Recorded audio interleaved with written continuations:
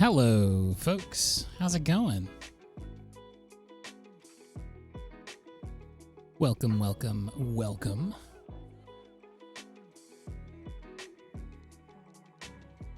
Whoa, that's freaky, Fossil. That's freaky.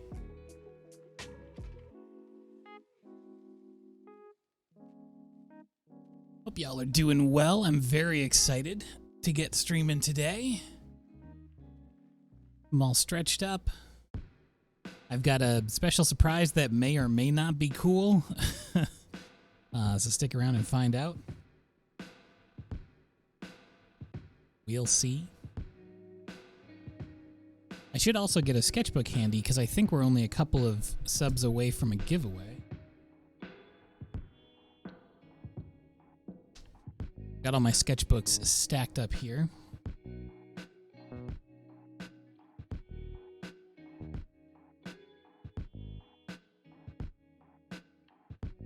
What else do I need? Art supplies.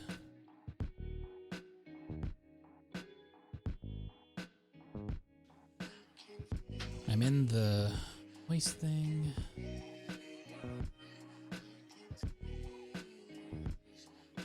Art references would probably help. Let me grab a couple of those. I'd like to try getting a couple of things done today.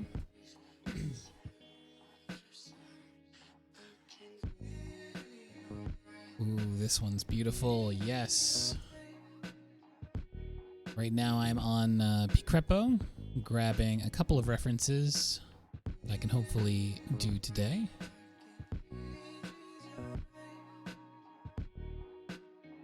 And hello everyone, how y'all doing? It's nice to see so many folks, both new and established community members. Ooh, what's this? There's a lot of different mountains in this world, our Earth. It's a big and rocky place. And I love to paint them. So few objects on the planet loom so large and cast such big shadows, which, as you know, is catnip for painters.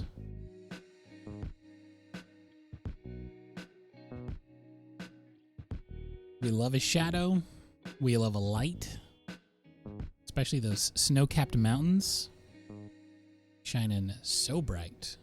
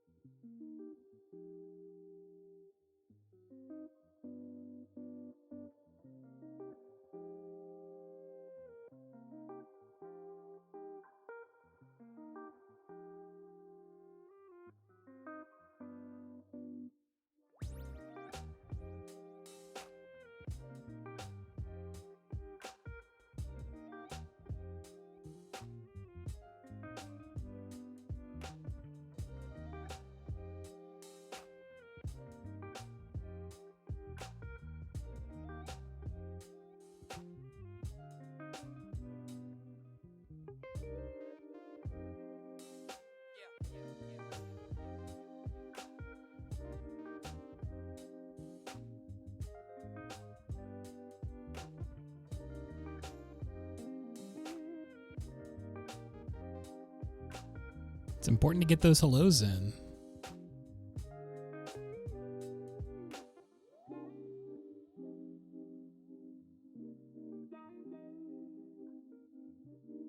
Ooh, this one is extremely challenging.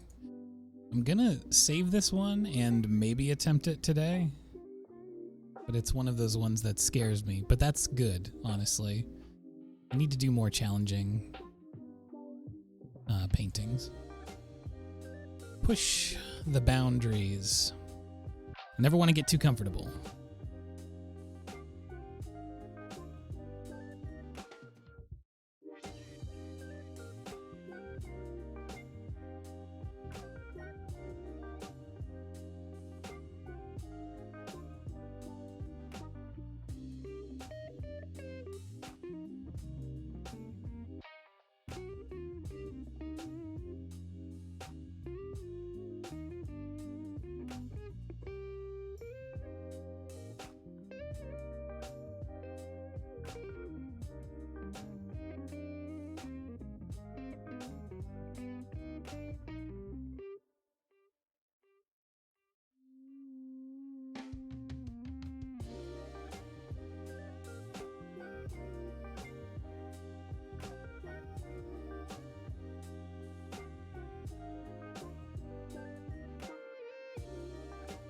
Well, we've got some folks here. Why don't we start a little bit early today? I'm feeling extra fired up because I didn't stream yesterday. I'm momentarily, at least, taking Mondays out of the rotation because I've got a lot of other work and projects and things going on, which are all very exciting, but there's a very specific energy to being able to stream, and I missed it yesterday. So I'm all riled up today. So let's switch over, and okay, we're gonna find out if my little fun secret trick is working. I'm just double checking it now. We'll see. Boop. There it is. Look at this.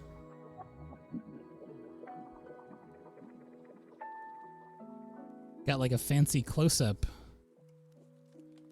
of the paper here. Hopefully this is cool. I'm just testing it out. It's just like a fun little thing. I have my phone connected to OBS. So now we can get a bit of a closer view. I can even zoom in a little. I can do this without messing up any other set. So I can get really close. Maybe we'll use that freaky zoom in later. But for now, we'll keep it out a little bit.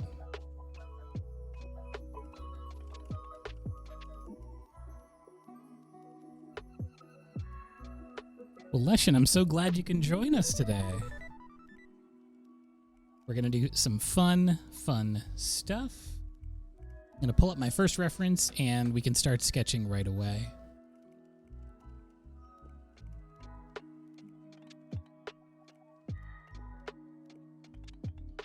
When you have too many tabs open,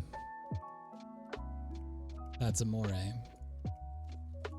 Alright, so we're going to start with this one because it's a good warm-up.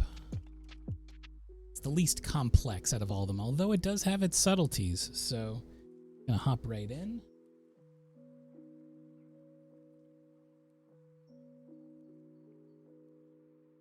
I'm going to be using my water-soluble pencil here in an earth tone. I'll be using my jelly gouache, which I've got up here. Starting to run out of some colors, by the way.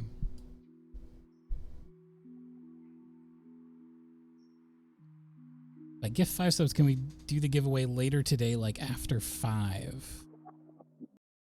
When is 5 for you? I definitely can. Assuming the 5 is within the constraints of the stream.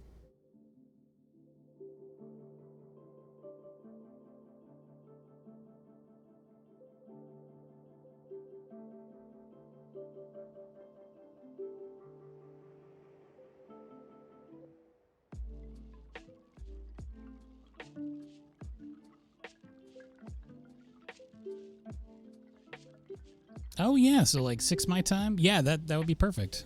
Like an hour and 10 minutes from now. Sounds good to me.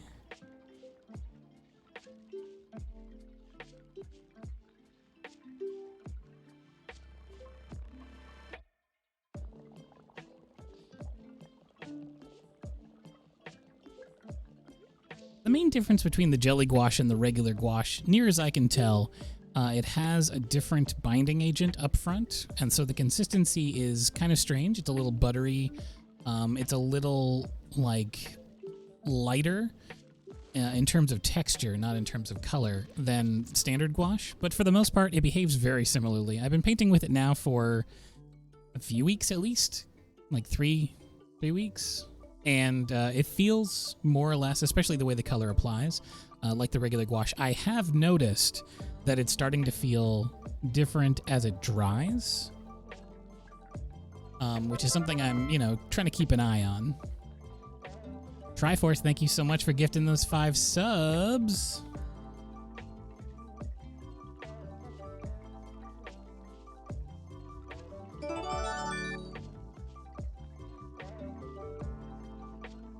So you'll notice that my white, well, actually it's hard to see from this angle, but the white, yeah, you can kind of see it from this angle. The white paint is very close to the bottom of the jar now.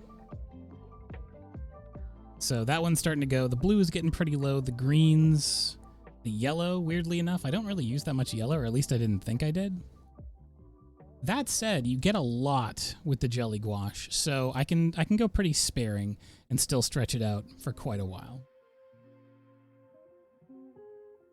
Welcome, new bears. Enjoy your bear emotes. Join the Discord, !Discord in chat. Thank you, Triforce, for linking that up. But if you do link up the Discord with your Twitch account, you can use all those fun emotes right there in the chat, which is very fun.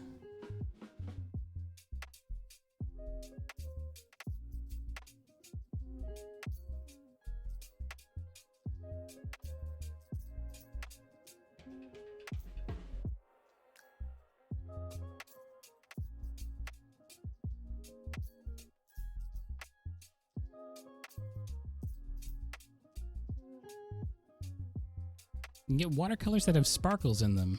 You know, if there's sparkly gouache. I've never heard of sparkly gouache. I mean, you could make sparkly gouache. I would imagine that's not a difficult prospect if you had some glitter. But I would probably be more apt to apply glitter, I almost said posthumously, but that's not, like after you're done painting. If you put like a fixative and then sprinkled some glitter on top. That would probably be the way that I would approach it if I was trying to apply sparkles or glitter.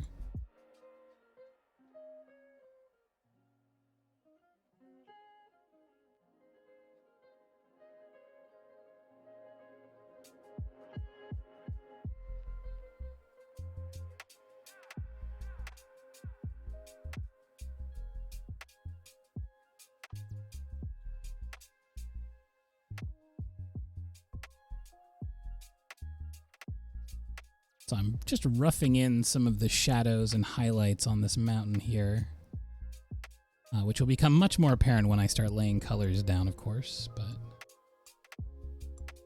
I just want to have kind of a roadmap. It's kind of a loose guide so that when I actually go in, I know where I'm going.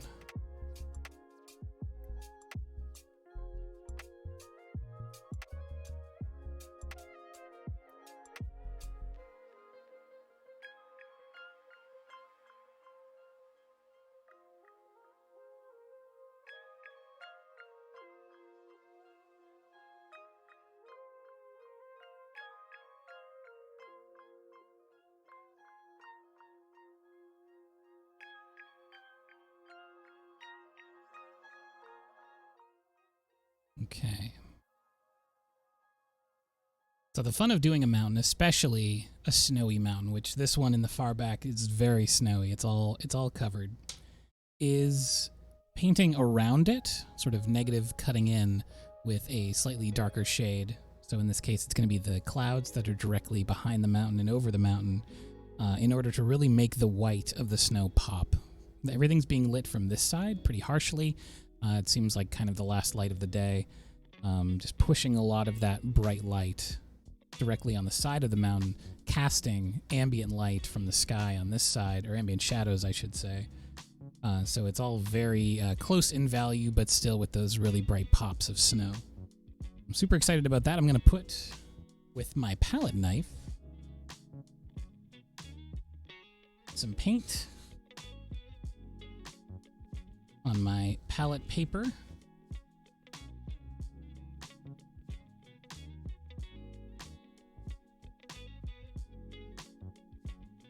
Grab some paper towel here. I'm going to try to go sparing. I'm going to try to use the amount that I use with my regular gouache, which is a small amount, because usually with the jelly gouache, I've just been dipping in and yanking up a whole bunch. And I will say it's still very usable in its dry form, because I've had palettes from previous streams where, you know, I'd set it off to the side, I let them dry, and then I've used them kind of more like watercolor for like layering or glazing of other projects. But for these, I want to use them straight out, so I'm just going to grab little dollops. And I know that I use a disproportionate amount of the white paint, because I want it for tinting as well as opaque areas.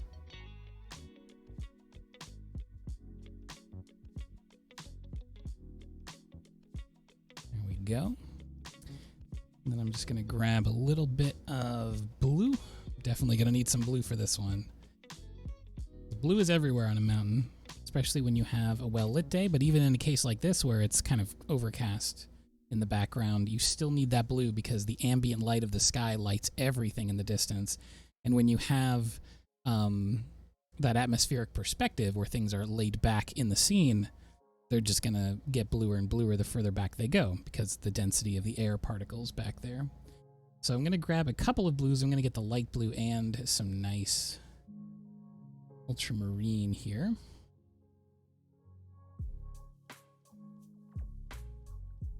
Hello, hello. How's it going?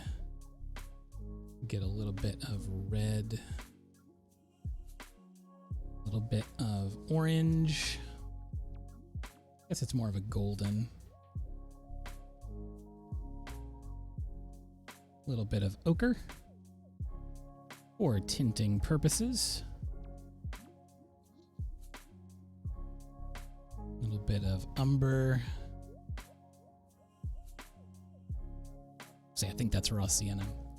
And that should pretty much do it, honestly. I've got my warms, I've got my cools, I've got my whites. I think we're pretty much good to go. So with that, I'm going to start the painting process by grabbing my flat brush. I'm going to prime it with just a little bit of water. Bloop, bloop, bloop. I'm doing pretty good. Been looking forward to this stream all yesterday and today. Excited to try out this sort of side-by-side camera thing with my telephone over here. It does mean that I don't have access to my normal camera function of the stretch timer, although it turns out Google has a timer built into it, a timer program. So I just Googled countdown timer, and then it has one programmed in, so I've got that going right now. I don't know how loud the alarm is going to be when it goes off, so I'm keeping my desktop audio slider pretty low just in case it's bonkers. Okay, so I'm going to dip into some blue and white, and we're going to start on the shadows of the mountain.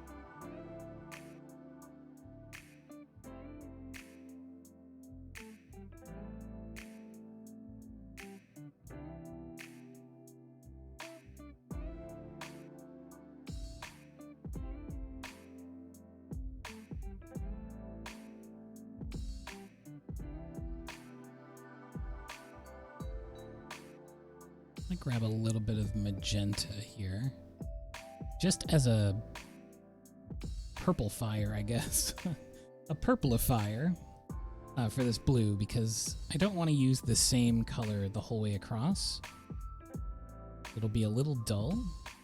So it'd be nice to add a little, like, subtle mixture. Also need to lighten all of this, so I'm going to add some white.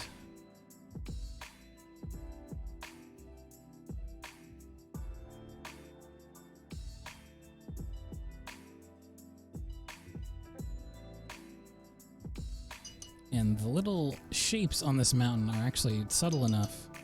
I'm going to go in with my calligraphy brush.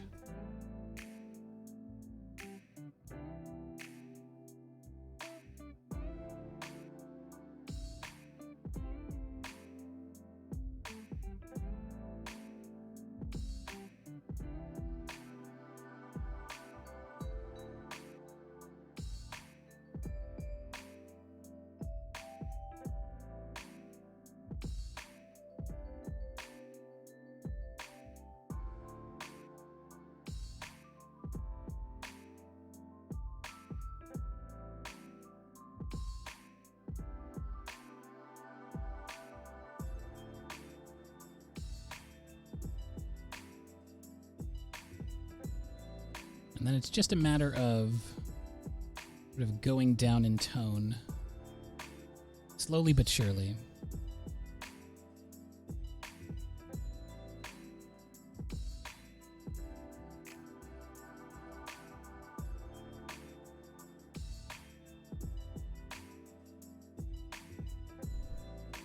Giselle, it's so good to see you again. How's it going?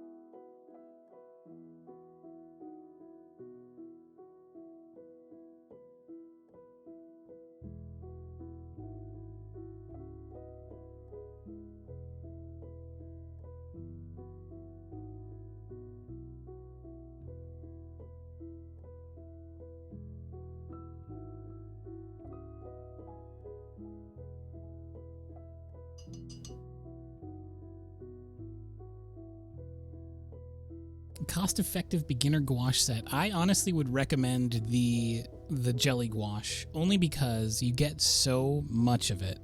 The cost ratio to any other gouache set I've ever used, even the really cheap, like I don't even remember what the brand is, but like the Michaels brand where you get it really cheap and it's a not very good quality gouache. It's very chalky and weird. That is even way more expensive per milliliter than this stuff is.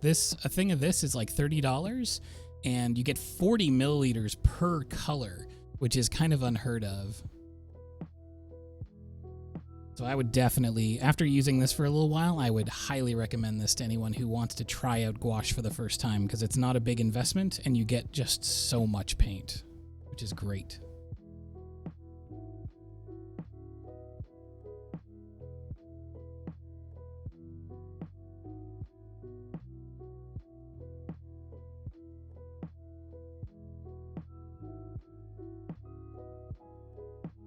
Doing all these little tiny shadows in those background mountains.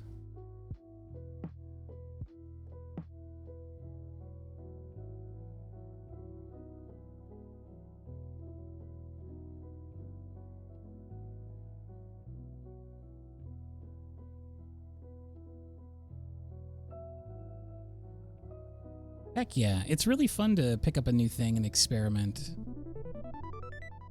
I'm very excited for you to give it a go.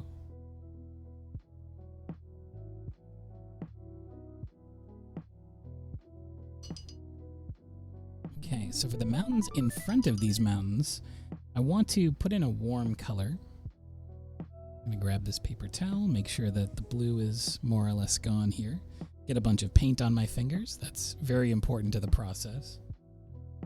All right, so I'm going to grab some of this raw sienna, some of this yellow ochre, and I'm going to mix some purple colors down into it. So these blues and the red.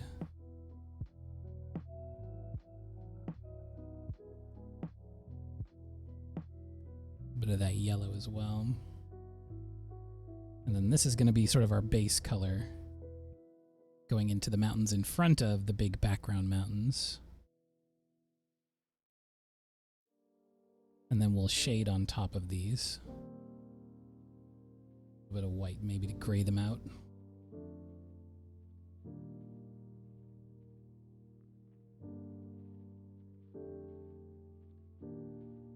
As usual, the first thing we're painting is the light side. So anywhere that is lit by the sun.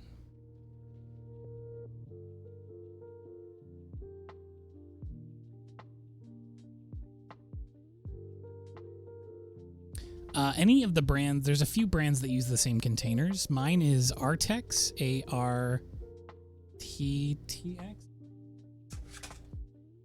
ARRTX, that's the one I use. It's exactly the same as the Hemi Gouache, as near as I can tell. Because they come in the exact same container and they have the same consistency. But that's the set I picked up. Because it was available here in Canada.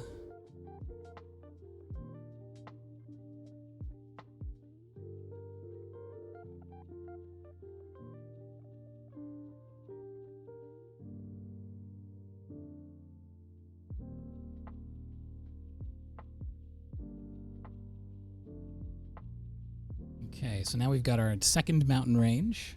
We're going to be layering shadows over top of these a little later on. We want them to dry a bit first.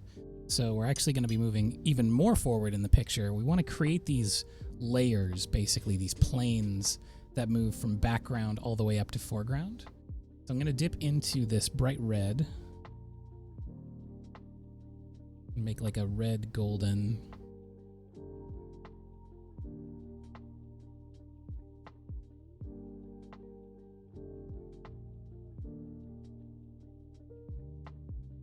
There's some very fiery plants here.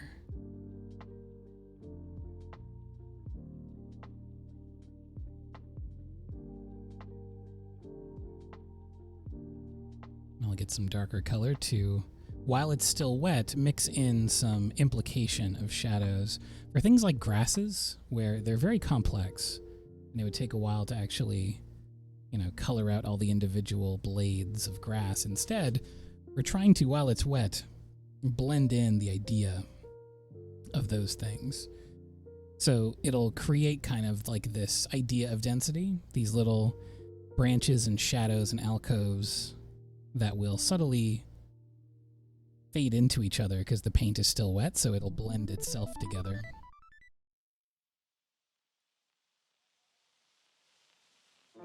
For those who feel like watching more of my archives but don't want to do it on Twitch, which I totally get, I don't really watch a ton of VODs on Twitch myself, I'm putting them all up on my YouTube, which is youtube.com/EiffelArt, of course. But I've very slowly started the process. There's a couple up now, but from here on out, all of them will be going up, which should be a bit easier for those of you who want to just like put on a stream to fall asleep, or maybe there's a certain technique that you want to brush up on again.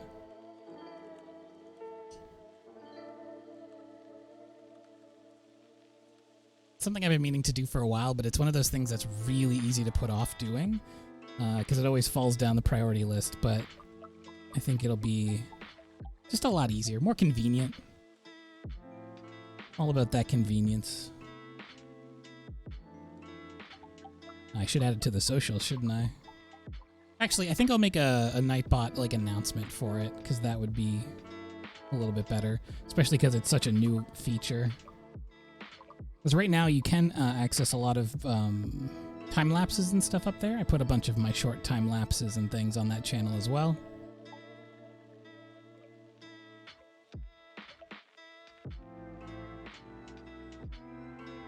Thank you, Pachi.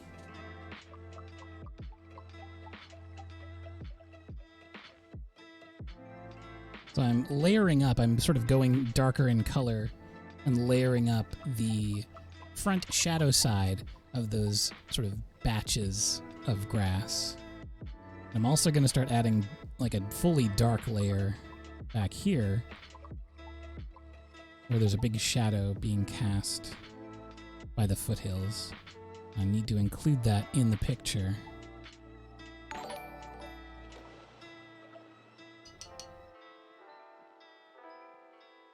How strange, it did the default subscriber animation for that. I wonder why. I haven't seen that happen since like my 5th stream. One of those fun things, I guess.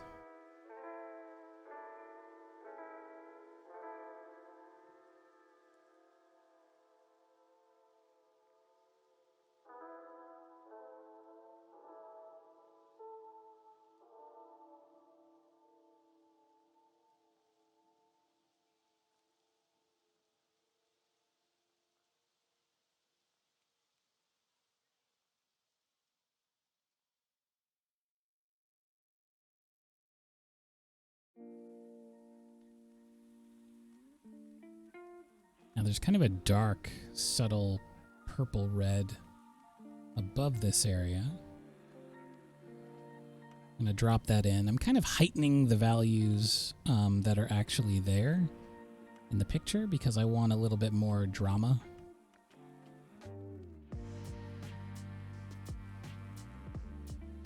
Something that stands out a little stronger.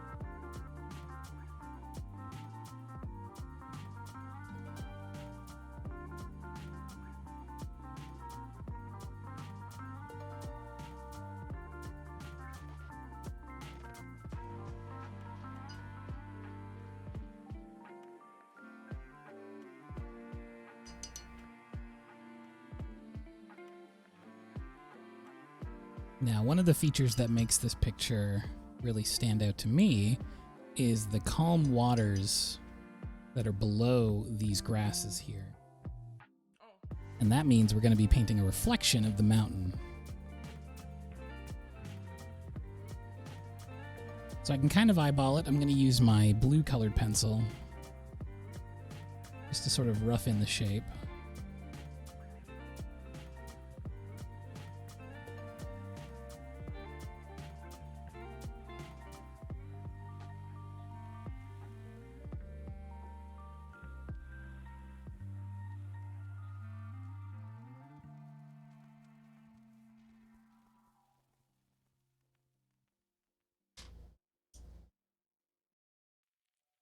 Hey, Itachi, how's it going?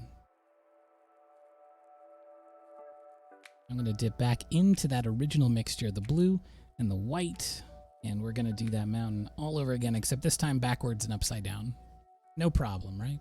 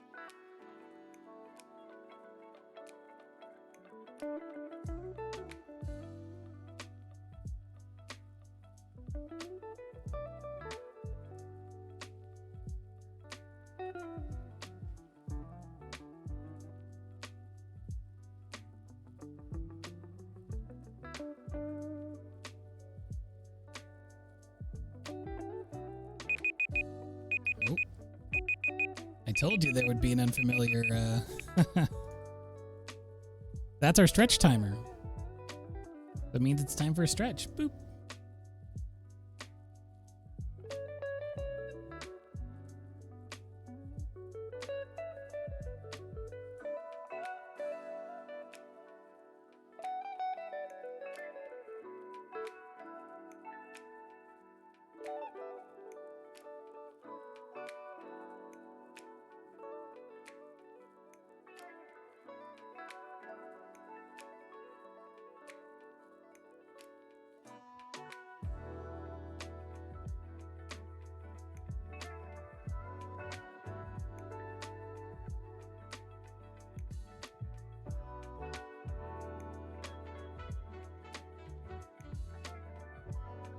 Okay.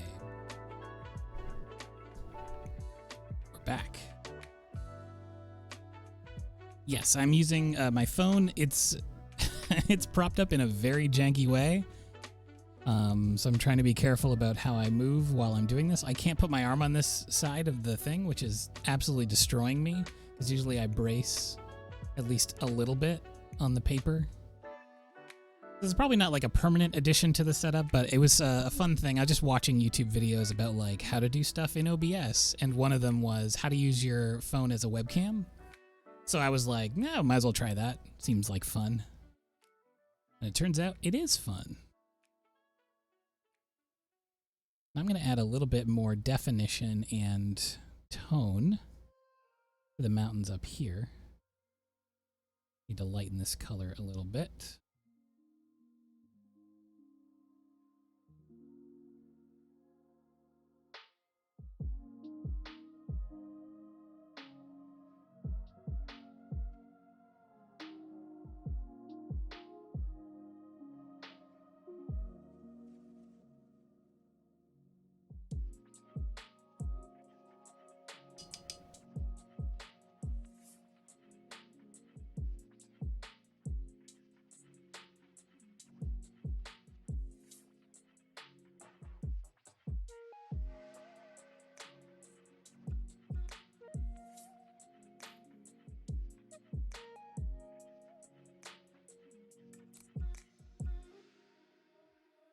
We're going to add a little bit of tone. It's a very difficult thing to figure out, like, how much you should mess with the tone when you're doing a mountain, because there's so many subtle values right next to each other.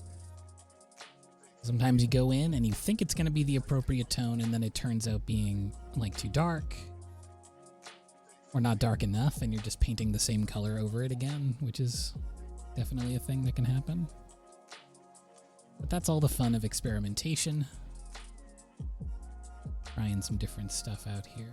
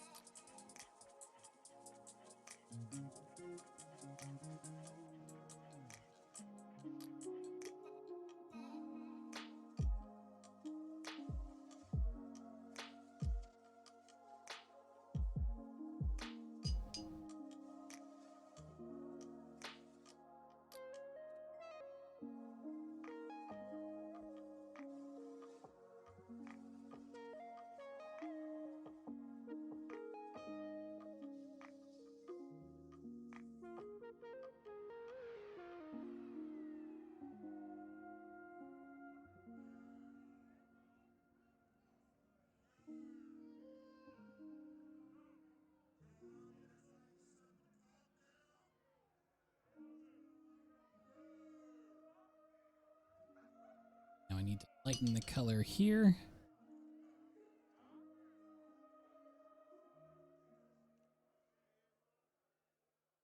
Have just a little bit of blue.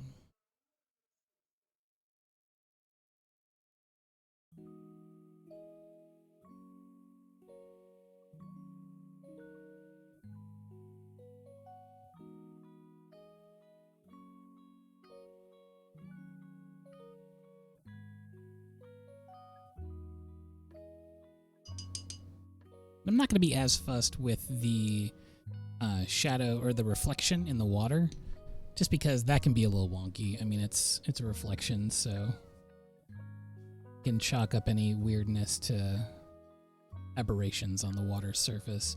But I do need to start putting in the cloud color. So there's a sort of overcast cloud behind the mountain, a little bit of sky peeking through at the top. I want to kind of push the deepness of the clouds a little bit more than they actually are in the photo. I'm gonna just go my flat brush.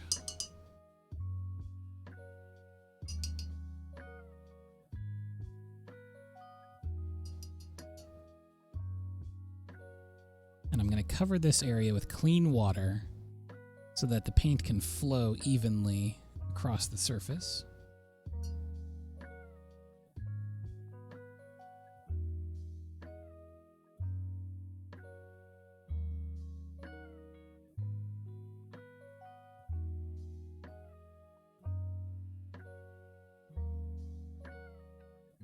And then for the color of the cloud, I'm going to go in with white first as the base.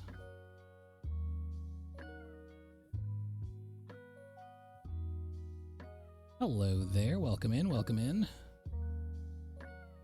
I'm going to grab some red and some blue. Yes, I'm using reference from Picrepo, P-I-K-R-E-P-O, which is a very nice website to go to for some royalty-free images, some photographs. You can use to practice your paintings or amalgamate.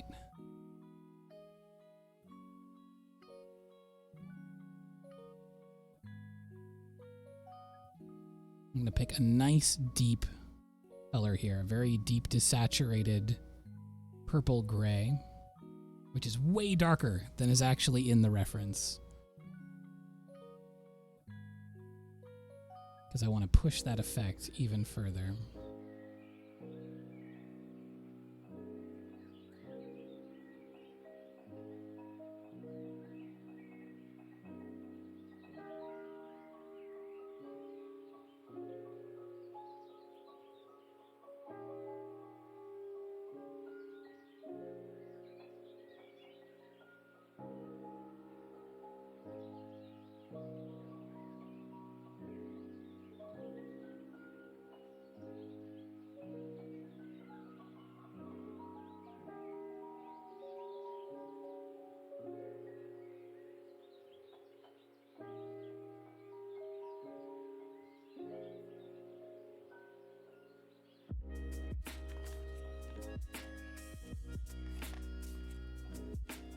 Hey Rohan, how's it going?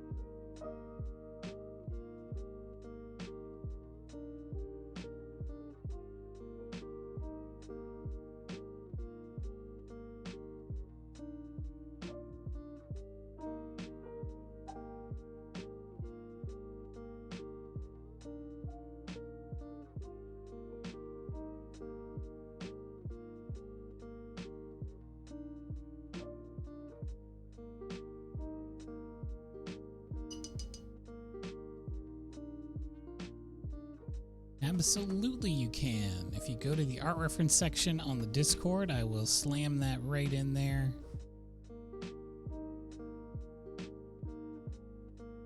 Here you go. All right, it is now in that section.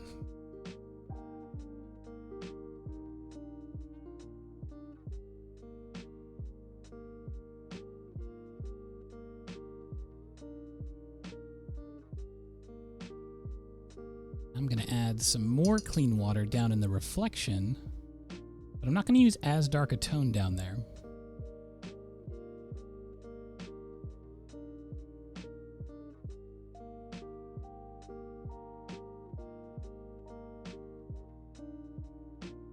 I'm basically just using the leftover remnants of what I painted above.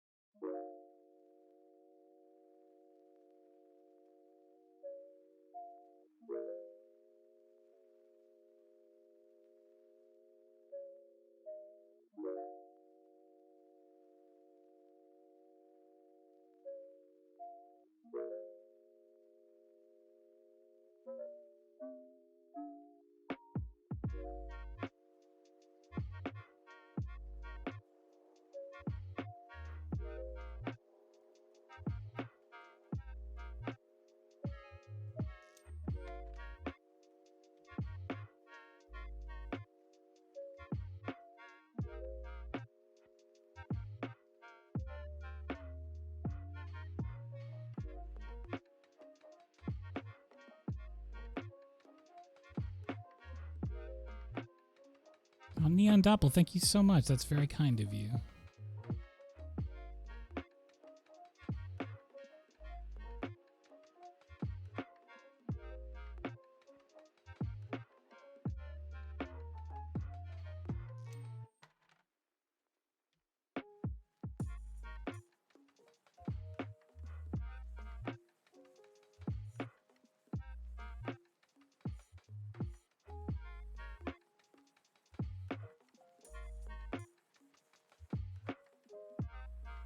Hello, hello.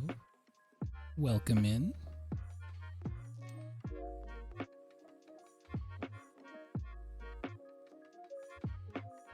Trying to figure out why the shadow balance felt off, and I realized I haven't layered up the shadows on these foreground mountains, which are actually the darkest feature of the entire painting in terms of value.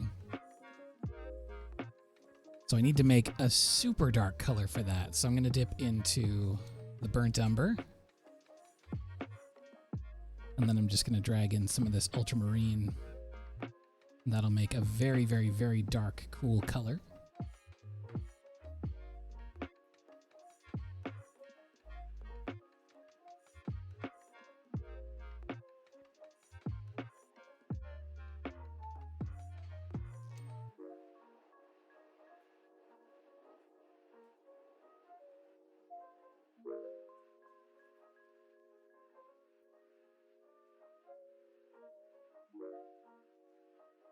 Now we're going to paint on these shadows, which is going to help push everything very dramatically into that one-directional light source.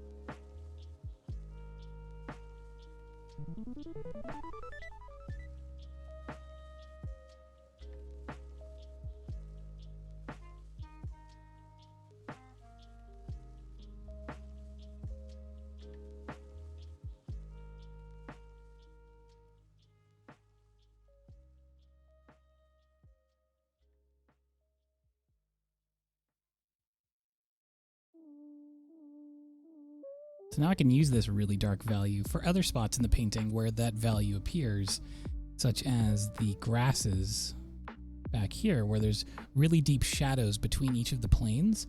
There's like a light area and then a dark area and then a light area. So I can enhance those by just going in with some of this dark value. It's the exact same color I was using on the mountains in the back, but I can just kind of tap it in. I do this thing where I squeeze the belly of the brush, which is this area right here below the absolute tip. And if you squeeze that, it separates out all of the little bristles in a nice flat way. This really only works with natural hair brushes. And then if you go like this, you can get some nice grasses back there.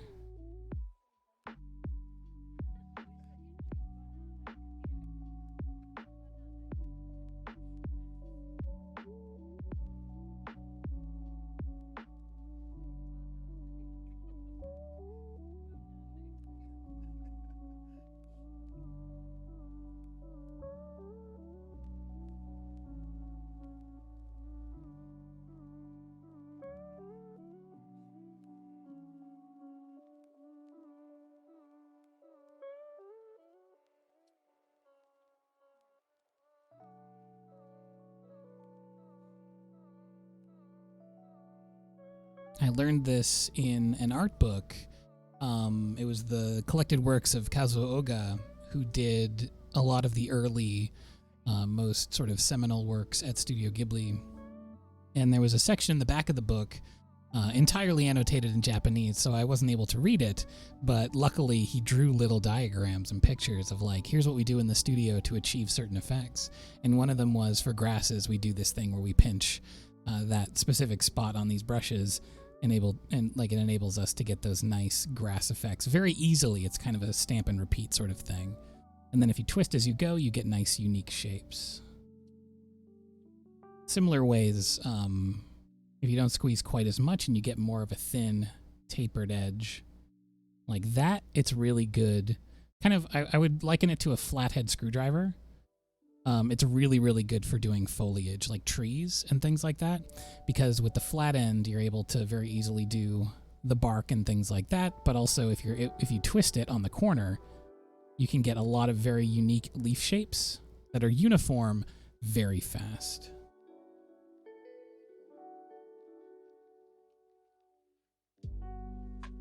Which is super duper fun. The calligraphy brushes take a bit of getting used to, but once you get the hang of it, it's a very powerful tool. They're quite versatile.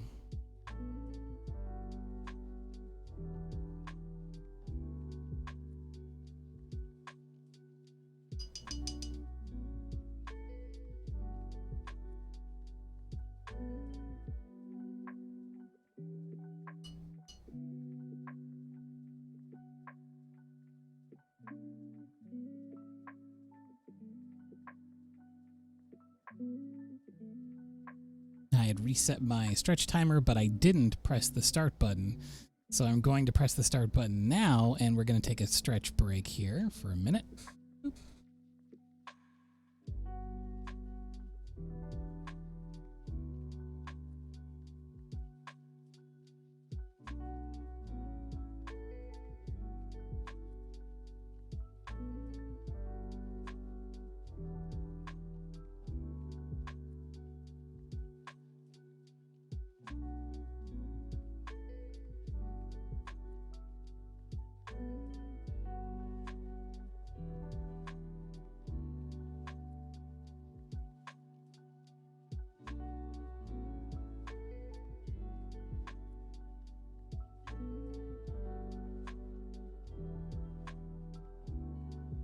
All right.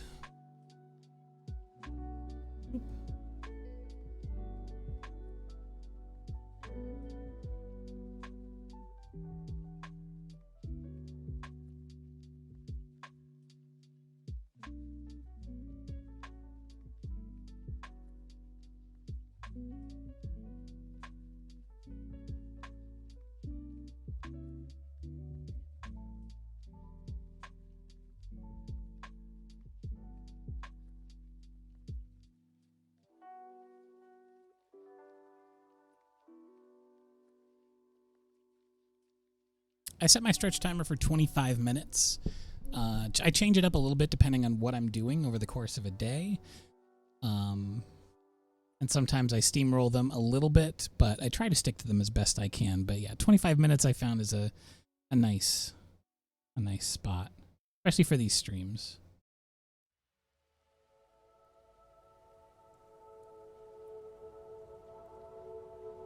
Whenever I stand, it also reminds me, because I see my drink over there while I'm stretching, to stay hydrated as well.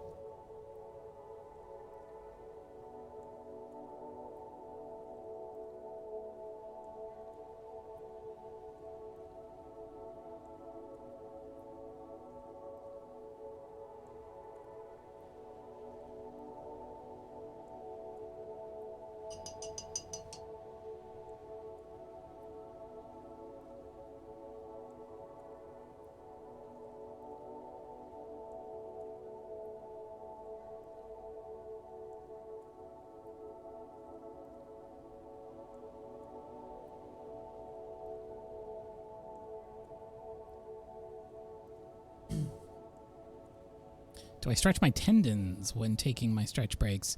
I don't do a lot of hand or arm stretches. I should probably do more, but very thankfully, I've never had a problem with my arms or my fingers or my hands or any repeated stress injury. But I also try to rest my arms and hands as much as possible when I'm not working. For me, it's a lot of my biggest problems are my back and my legs, so I tend to focus on those when I stretch.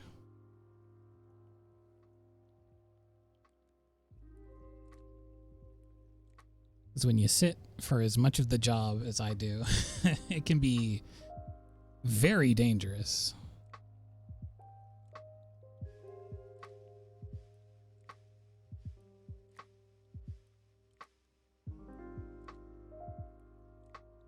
Well, thank you very much. I'm so glad you were able to swing on by today.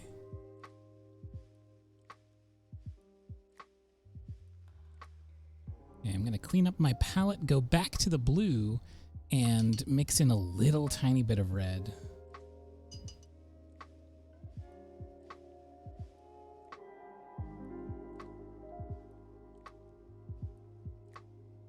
One thing I've been trying to be better about lately, health-wise, is taking multivitamin and omega-3 pills. I feel like in general, if I can get better control over things like heart health and blood pressure, it helps tremendously with my back problems.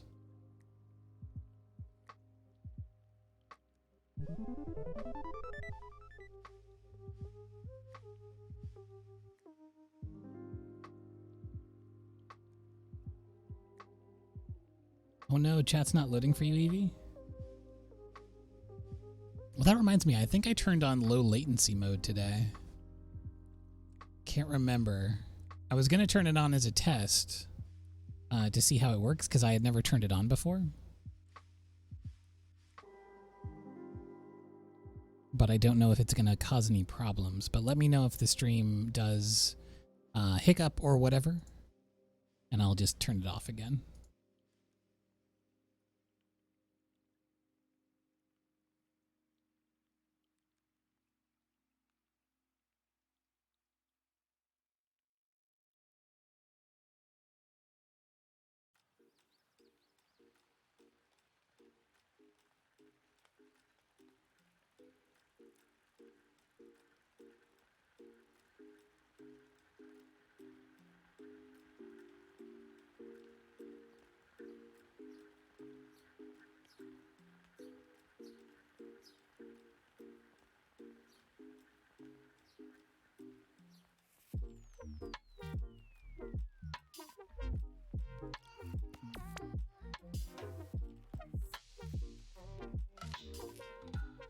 Yo, Triforce, what's this?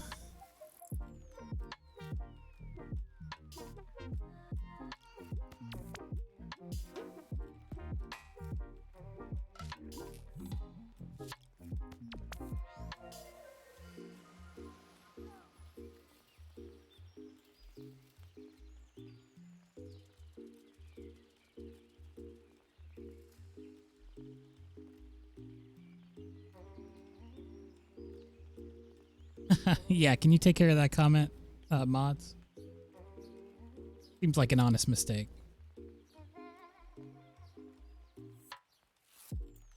It happens. Lord knows I've done it enough times.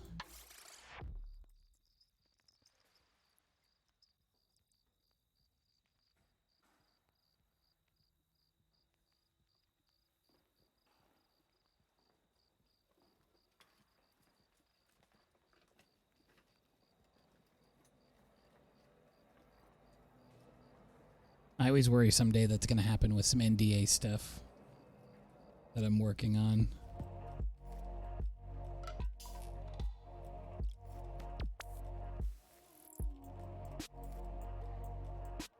I think the last time I was doing digital art in stream, when it went back to the main, like I closed the Photoshop, excuse me, the Photoshop file, it goes back to the default Photoshop page, you know, it shows all the files you've worked on recently.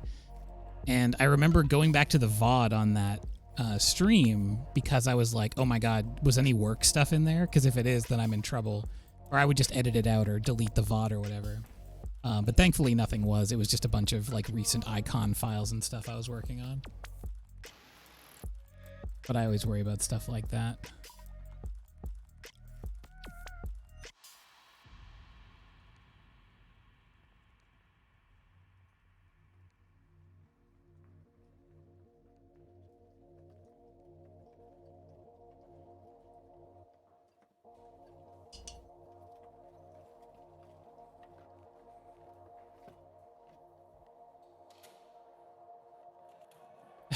Kate, that's a very funny story.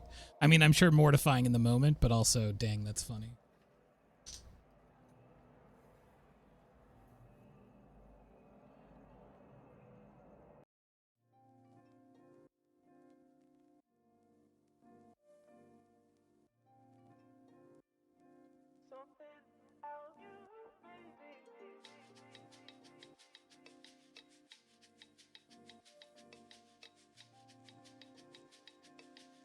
So I'm adding a bit of the brick color, just a touch, into the blue in an attempt to kind of neutralize it a little bit. If you mix a dark brown and a dark blue, they make a lovely, like, rich, velvety, deep tone. But here I'm mixing two light versions of those, so I'm hoping to gray out the blue a little bit because I want to tone the mountain a little bit differently back here.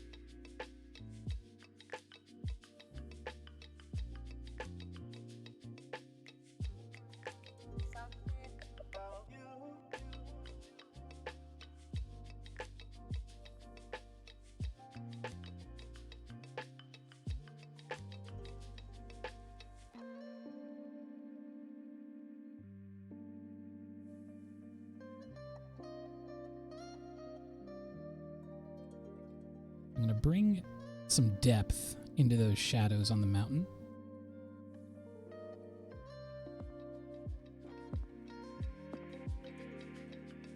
Now we still want to keep the value light. We want to stay lighter always than the shadows on the mountains in front of the back mountain.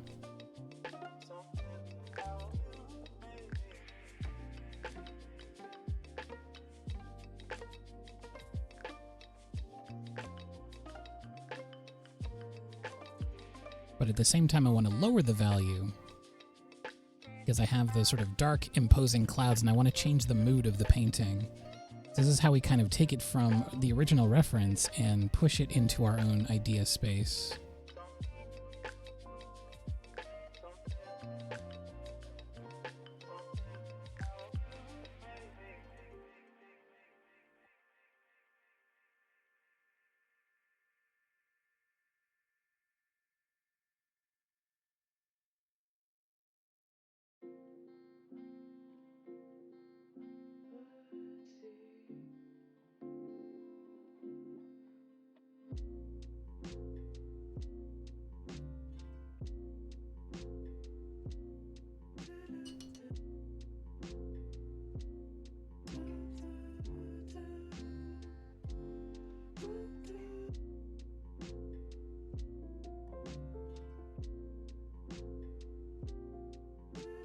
Wait, are we talking about Genshin Impact?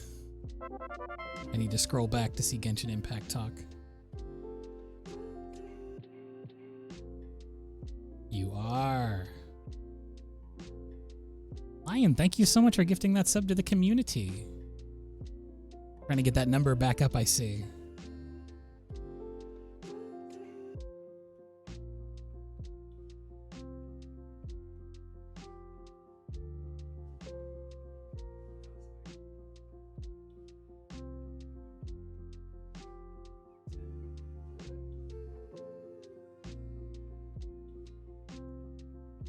I am ridiculously excited for Inazuma, yes. I thought it was going to come a lot later. I didn't realize it was coming this month. So I've been trying to get in and prepare for it. But I do have Kazuha. I have... man, I'm not here to flex my Genshin account. But I do have a C2 Kazuma. Or Kazuha, rather. And I'm starting to save materials for all the other characters.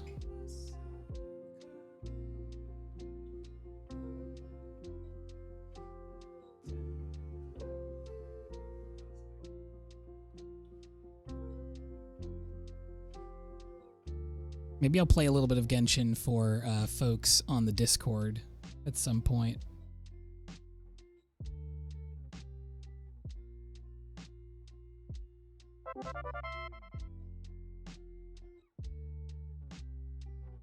Pluta, thank you for gifting that sub. It looks like all of my sub stuff is broken.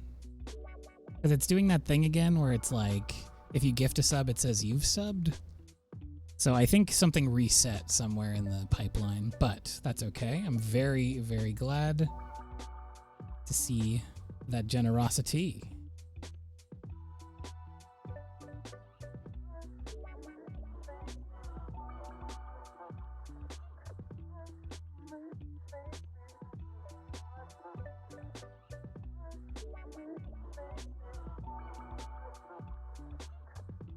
Oh yeah, we got a Discord! Exclamation Discord in chat if you'd like to join the Discord.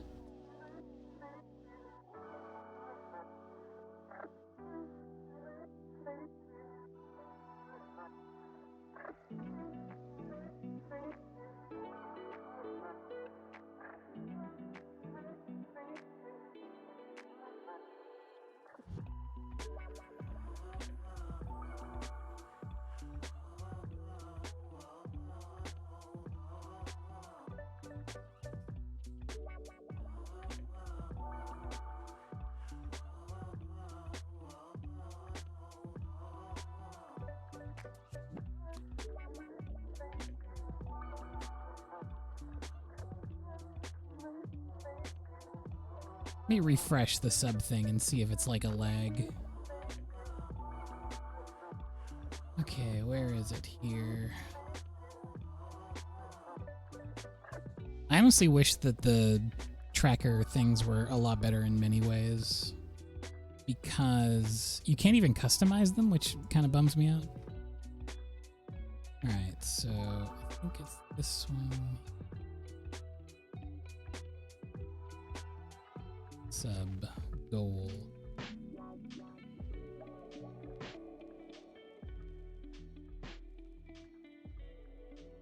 Refresh cache of current page. Oh, it's still saying 49.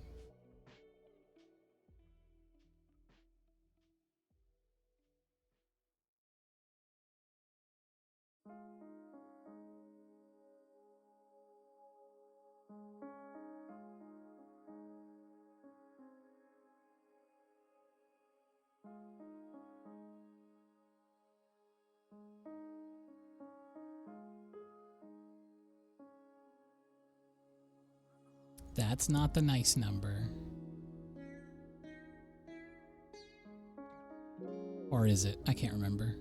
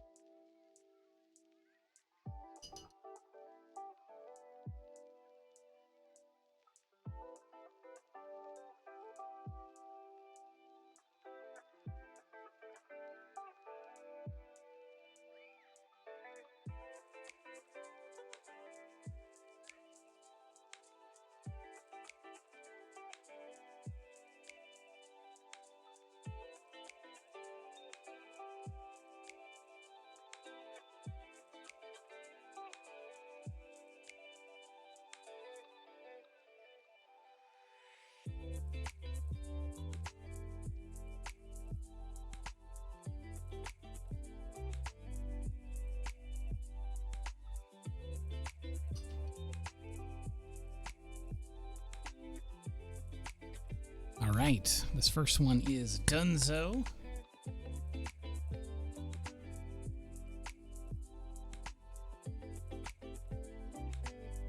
Let's get this tape peeled off and we'll do another one here. So I'd like to get at least 2 done. Choo.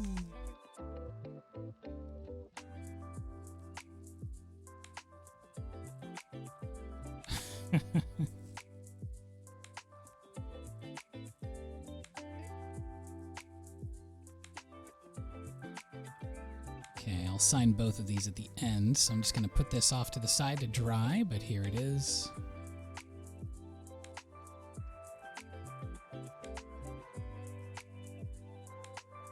My phone doesn't have proper color correction, so it looks kind of washed out, but looks much better on my webcam, which I balanced properly.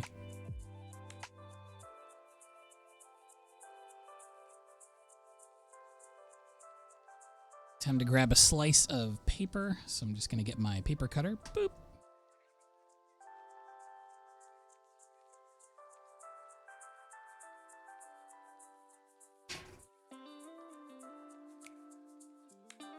Oh no, it's thundering in here.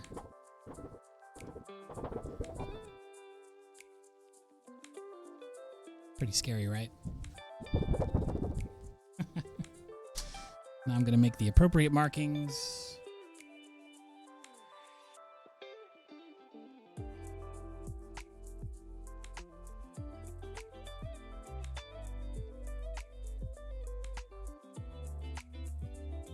I've already forgotten how I cut paper. Thank you, Lion, for playing an actual gentle thunderstorm.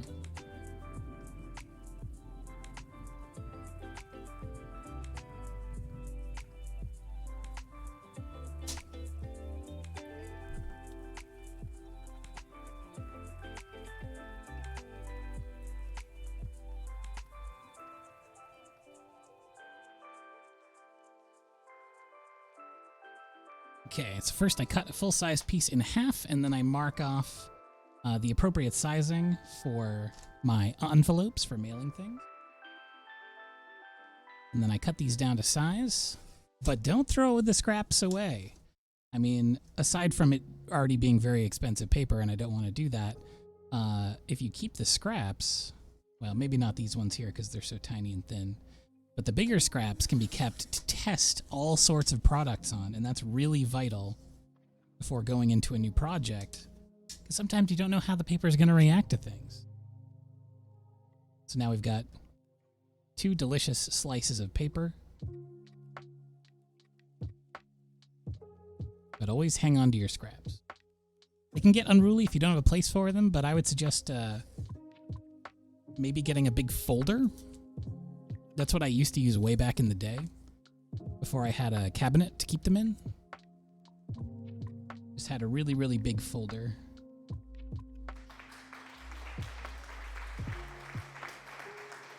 Thank you so much for the applause. Thank you, thank you.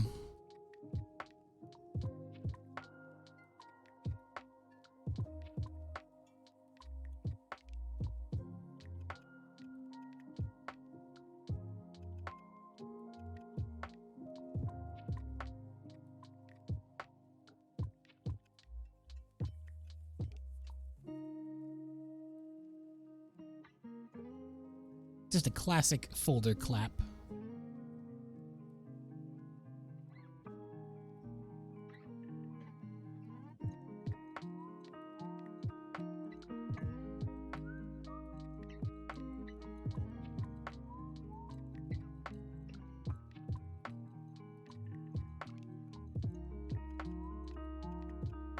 Okay.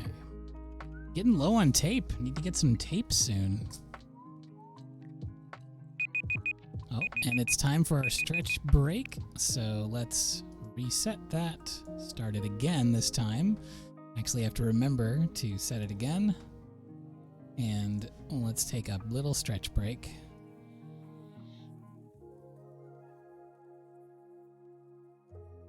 I'm going to stretch with tape in my hand.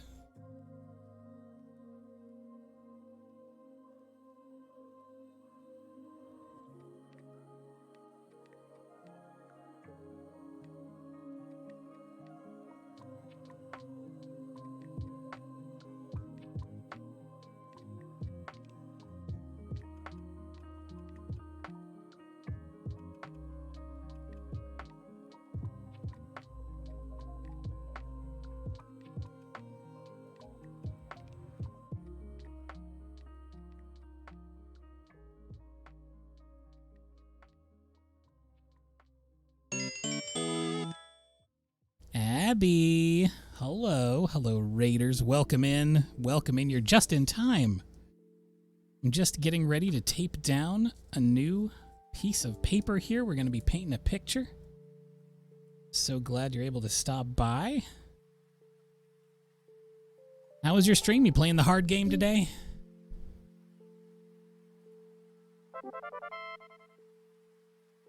Hunter, thank you so much for 5 months. I really appreciate that. Thank you, thank you.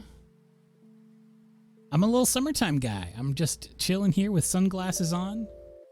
A very bad idea normally if you're painting, but it sure does make me look cool. Dark Souls 2. That's a hard one, I've heard.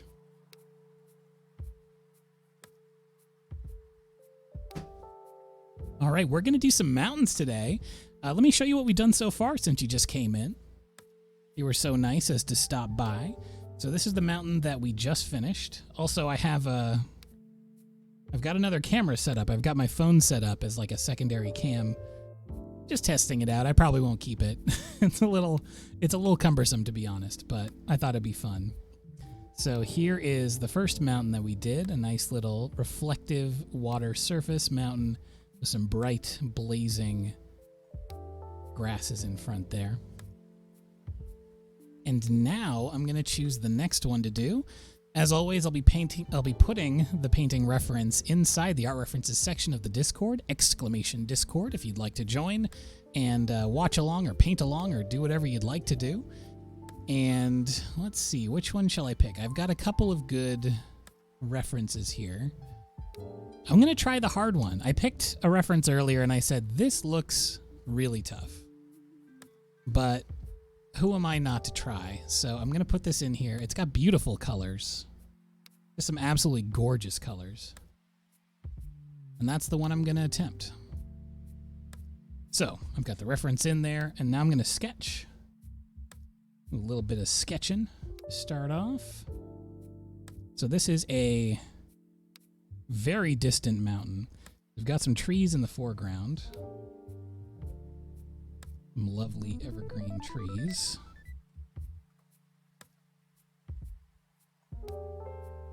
I'm using my light blue pencil for this. I want to go extra light so I can get as many of those bright sunset details. I can't actually tell if it's sunset or sunrise, but it's one of those two. And then we're going to put in the mountain forms back here.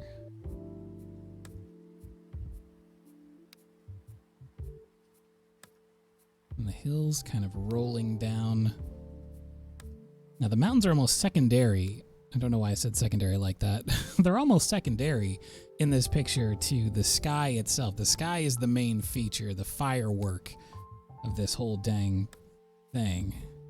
It's blazing bright.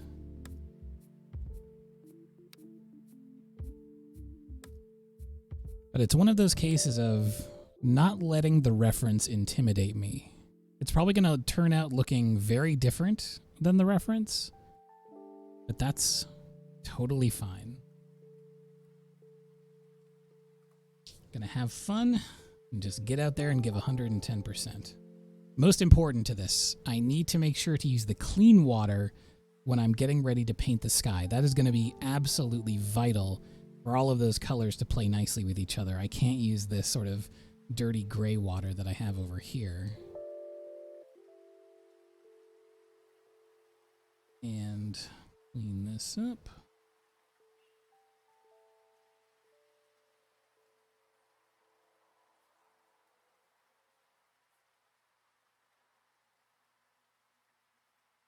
Thank you, Kate. Have a good one. See you around. All right, so on my palette currently I've got blue, ultramarine, which is another kind of blue. I've got some, I think this is raw sienna. I've got gold. I've got white. I need a lot more of these colors here. So I'm going to dip in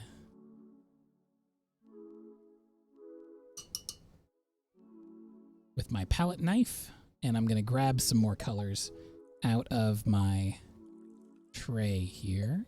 So clearly I'm going to need more blue. So I'll grab some more blue. I'm going to need a lot more white. Just an absolute glob of white. And then we're going to need some of those beautiful sunrise colors. I'm going to dip into my bright magenta. I'm going to get some lemon yellow, and we got enough gold on the palette here, but I definitely need this lemon yellow.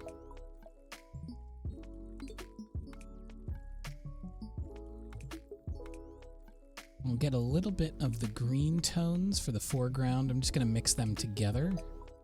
I've got a medium green, and I've also got kind of a, like a dusky forest green. And that might be more or less all we need. The blue and the magenta will mix together to make that very pale pastel, like when I mix it with the white, very pale pastel color of the cloud. So, we're going to start off with clean water, and we're going to do that bright sky. So I'm just wetting the whole guy down here. And it's going to take a couple of coats. This is incredibly thirsty paper. It's Arches hot press watercolor paper. And it loves drinking water. Just like me, which I'm going to do right now. Yeah, we don't mess with that dry art around here. Wet art only. So we're just going to hose down the sky before going in. We're going to make sure that those colors are big and bold and bright.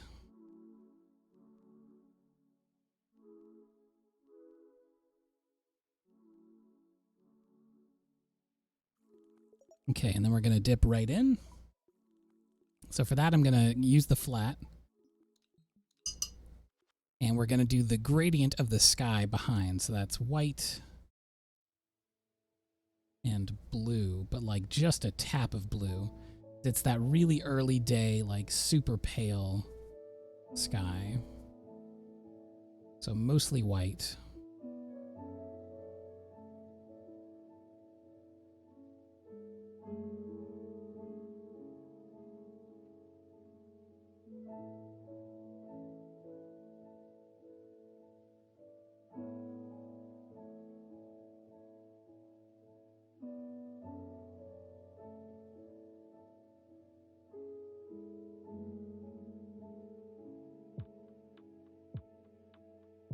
And then just a little tap of yellow.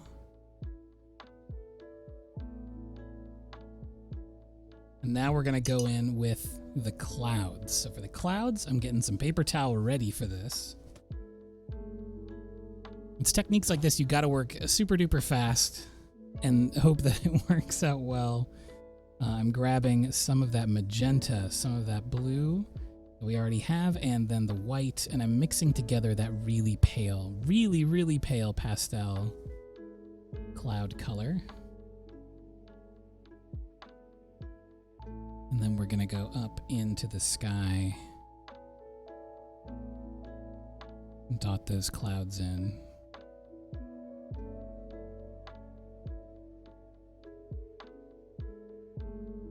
Making sure to control our water.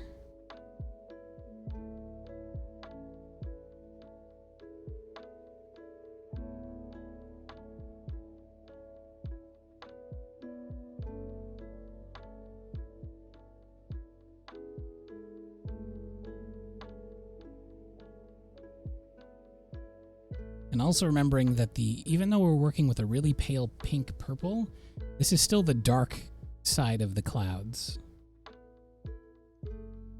This is like the deep shadow zone. And that we're going to be doing a much lighter color for the area that's lit by that sun.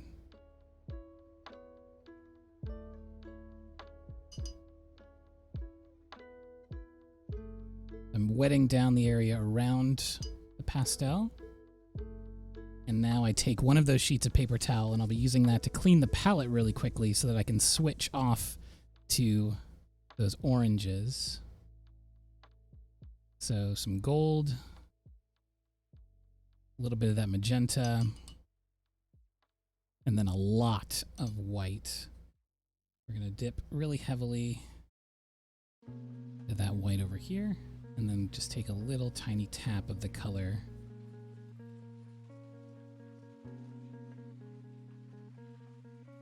And then tap back into it to get kind of the saturation point you want to get to.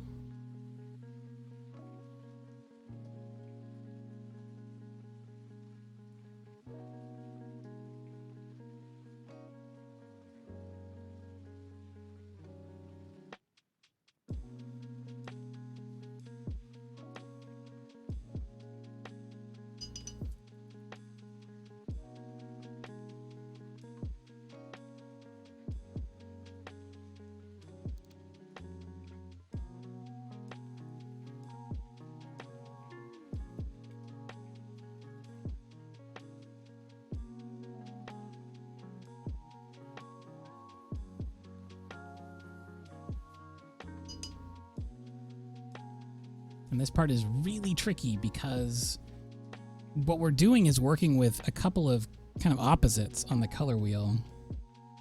Like we're working with that yellow and we're working with that purple. Those colors don't want to mix. Because if they mix, they turn into gray. So you have to be really, really careful when you're putting them on to kind of have them in their own separate section and not overlap them too much. But we do want to blend out a little bit in the middle areas.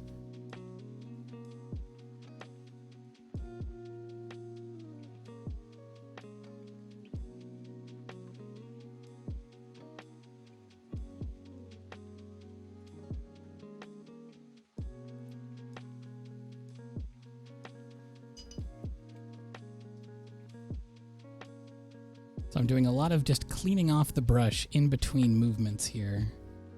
Now we'll also be going back in with that pastel purple color later on and adding in more and deeper shadows.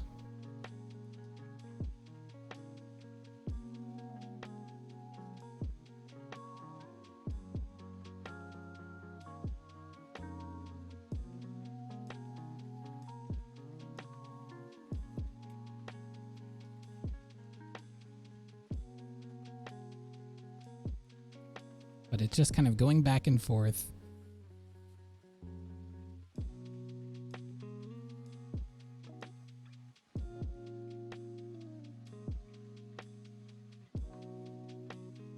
And then as we work our way to the topmost layer, that's when we use the most white. Because we need that to be opaque.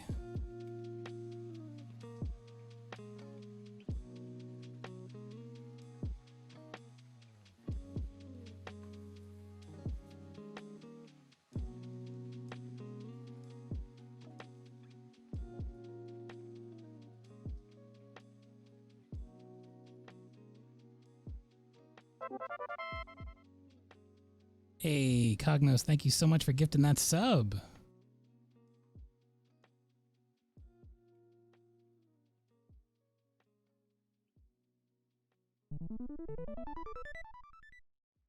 That gonna be the one that finally makes the sub thing go up?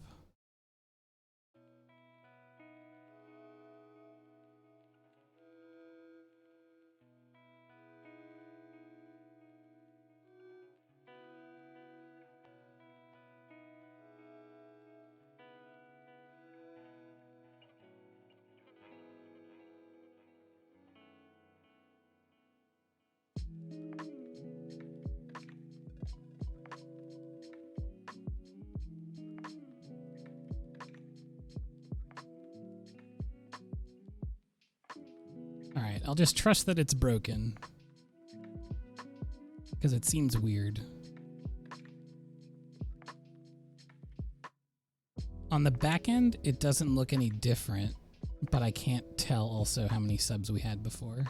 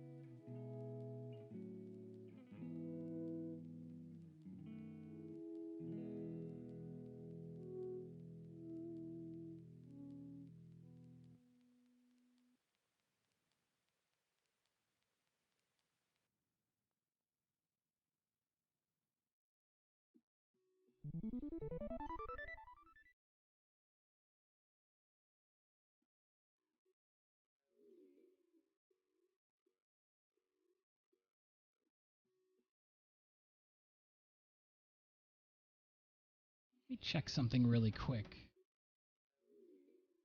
for this thing.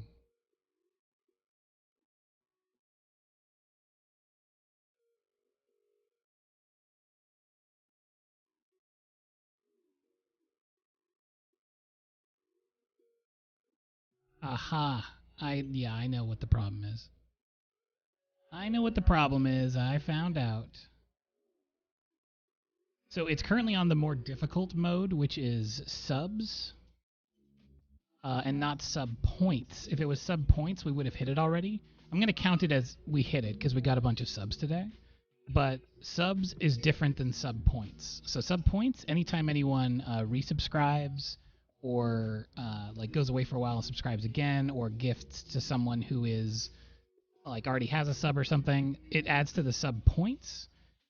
If it's straight subs, it has to be a new person being given a sub.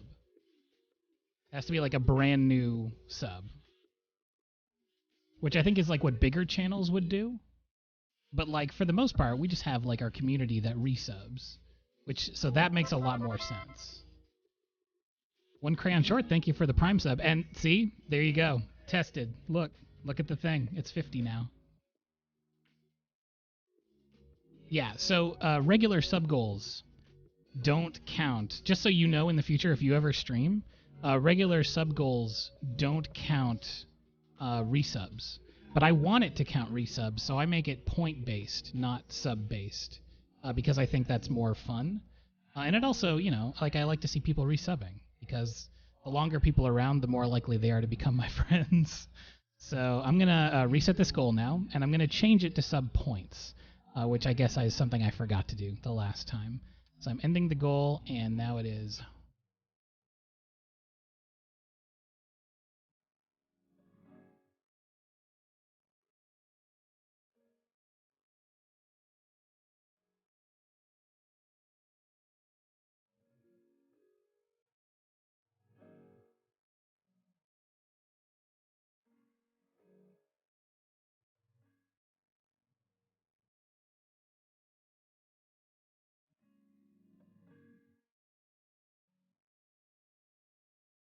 Okay.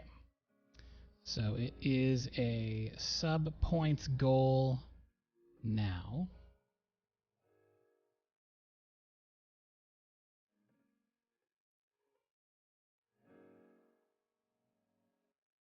Okay, so we should be good to go on that now. Close all of these tabs I had open, frantically looking for answers.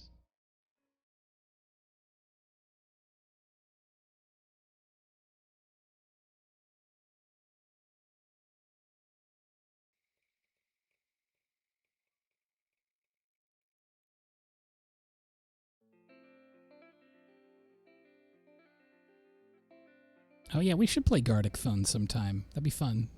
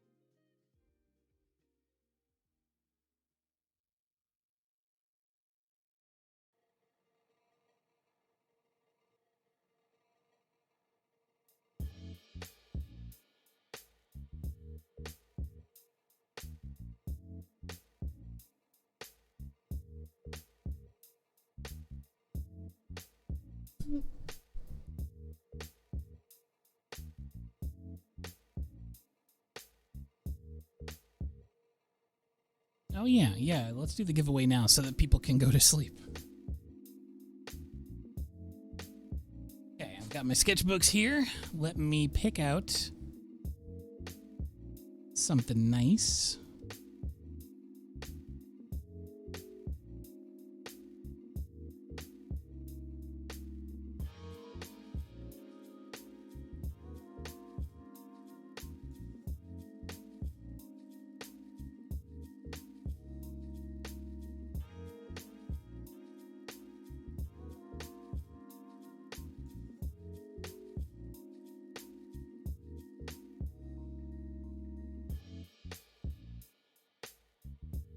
Now, we do have this one that is the Aoife tree from Final Fantasy IX on one side and Shrek on the other. Who wants that one?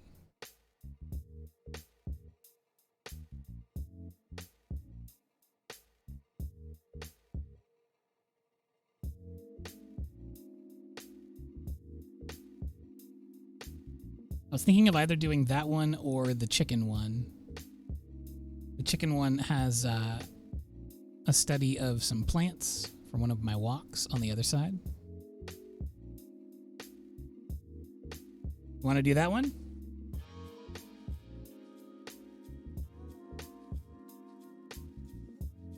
Then I shall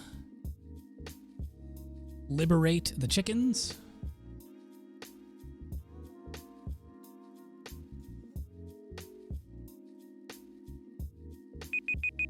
Oh, and also it's time for a stretch.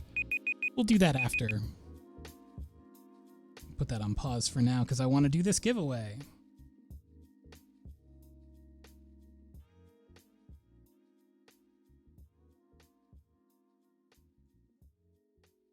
Okay. Yeah, my stretch timer's on Google now because I'm using my phone for the secondary camera. It'll probably go back to normal soon. All right, so here is chickens. I'm not going to set them on top of the painting we're working on because it's still wet. Here we go. Let's do a giveaway. So, if you're new to the giveaways, which you may very well be, all you need to do is type in the chat a code word that I'm going to be giving out. And let's go right on in. So it's going to be keyword. Subscribers get a 2x luck bonus. So if you're subscribed, you are having a higher chance to win.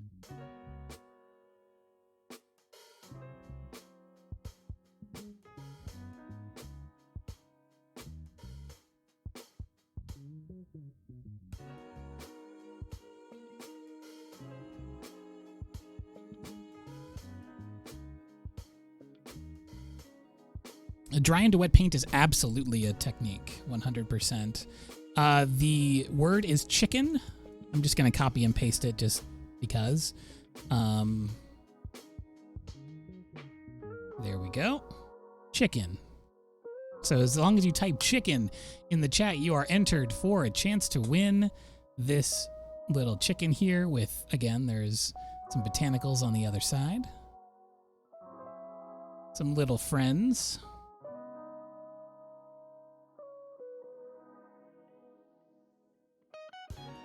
I ship worldwide, so don't worry about that. I got you covered. Whoever wins, I'll send you a whisper on Twitch on how you can get in contact and get your prize.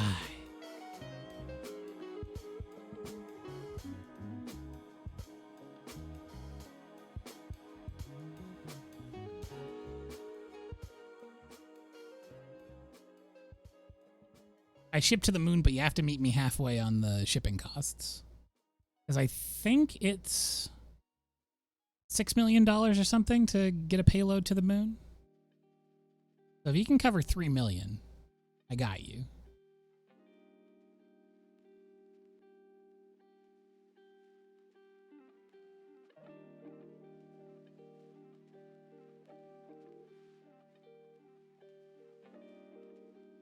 That is true. Yeah, if I send letter, I'll have to ask Canada Post what it is if I send letter mail to the moon, because it might actually be a little bit cheaper. They might stand outside and just chuck it really hard.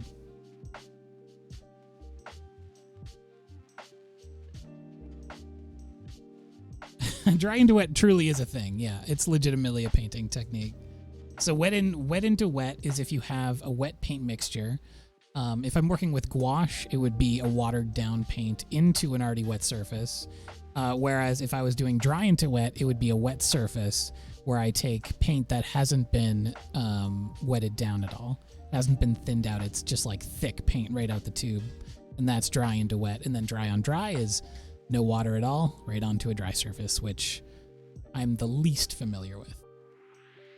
But dry into wet is, for the most part, how you would apply the Knicker poster color if you're doing that, because you tend to only use a tiny little bit of water, just enough to let it start flowing.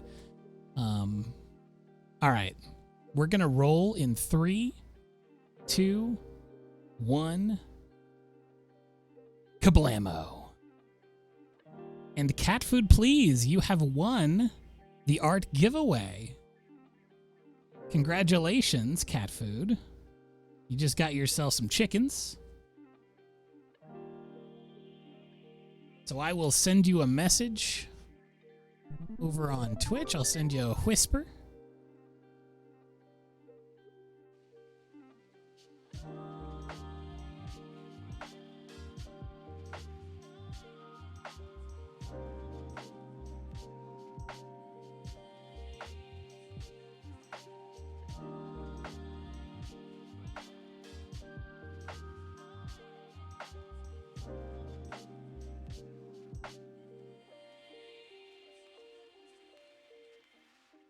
There we go.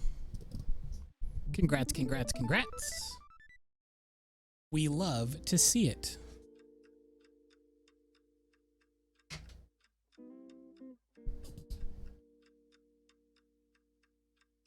Have a good night, Red Bird.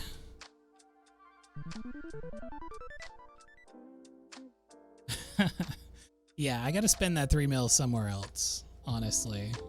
There's too much to do here on our Earth world with that 3 mil.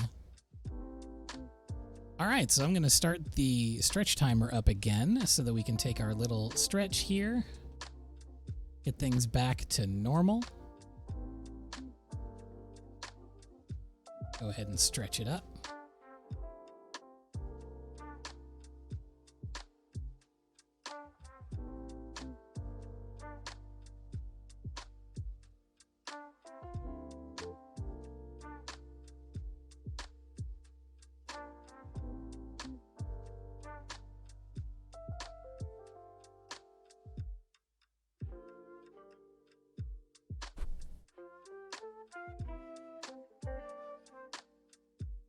All right. Back to painting. Let's get these clouds on the go once more.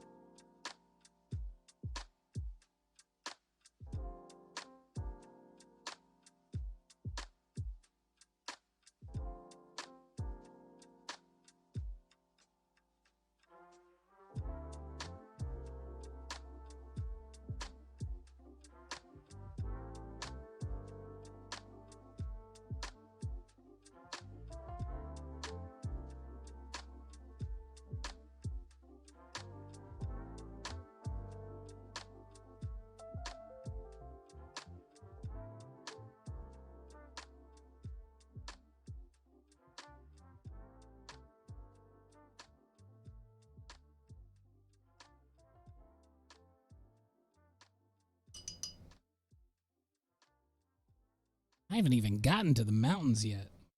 Now we're going to go down into the mountains here. One more little...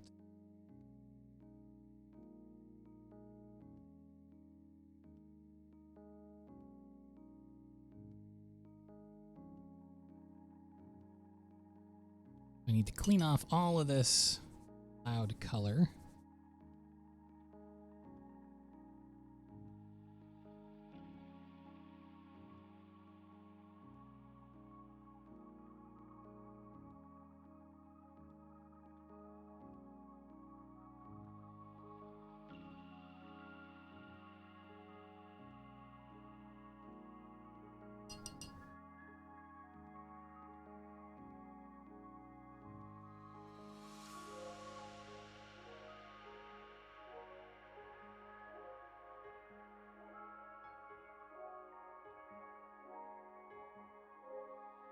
And just like with the last mountain, even though it's a very different coloration, very different color scheme, what I want to do is start with the lightest first and then work our way down in value. I'm going to start with a pretty light tone, mostly white.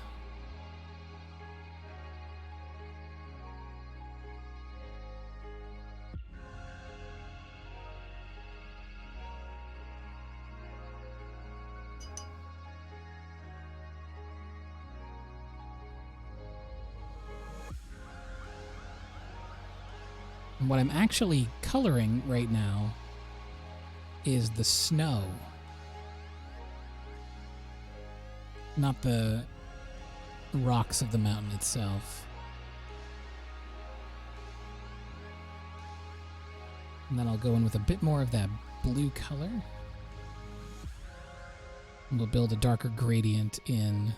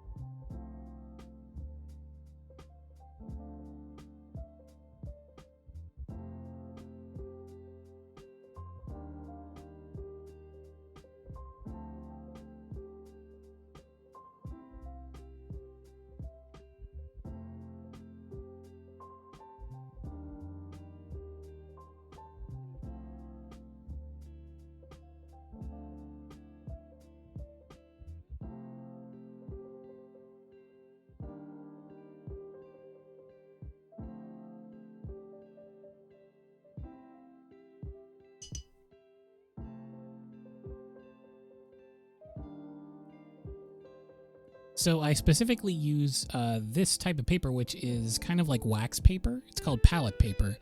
And I find it's really, really good for letting go of pigment. So nothing sticks to it, which is very, very handy because I used to use plates. I used to use ceramic plates. And I found I would lose a lot of paint because it would get left behind. It would stain. The pigment would just find its way into those minuscule little pits on the surface. No matter how slick the surface seemed, I would like lose a bit of paint, which didn't feel economical to me. I want to like use up as much paint as possible.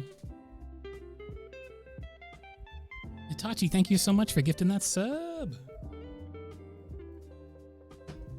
Kindly Bear.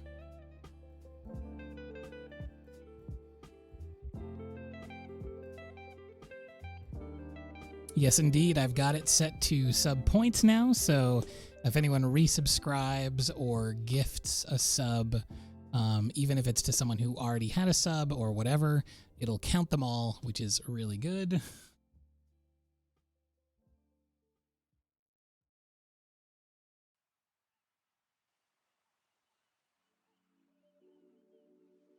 I also had a terrible, terrible time with my acrylic gouache paint on those ceramic plates. It would stick to it because it would settle into those pits on the surface, and it would just hug them and hold on for dear life. And I ended up having to start using like metal scrapers and stuff, and it was so nails on chalkboard feeling. I hated it so much. And also, in addition to it wasting paint, it felt very, very bad and very weird. I much prefer the palette paper. Also, the palette paper, you can stretch it to the moon and back. Speaking of the moon, because I slice mine, they're huge sheets. It's like 1.5 feet by 1 foot. Big sheets. I think there's 24. I ripped the cover off of this one, so I'm not sure how many sheets are actually in a thing. But I slice them into these tiny little rectangles. I get about 3 or 4 uses out of these before I scrub all the way clean through them. But they're reusable up to a point. Especially if you're not like a heavy-handed scrubber like I am, I kind of go hardcore. But yeah, like I get 1 pad of these and it lasts, I think my first pad lasted me 2 years almost, which is fantastic.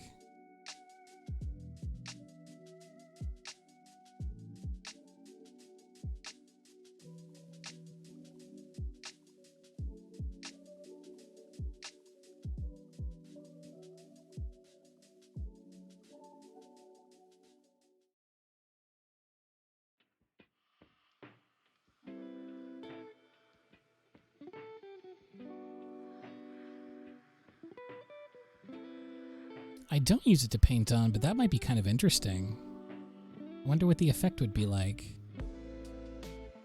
Because it lifts very easily from it. It doesn't stain as easily like it does on regular paper. Be a very interesting surface to work on. Sometimes I will prime a piece of paper, with an acrylic-based media, acrylic gouache or just acrylic paint, and then paint over it with gouache, and you get this sort of plasticky surface that can sometimes be very unruly, very difficult to work on, even though the results look so cool, in my opinion. But I imagine it would be a similar sensation.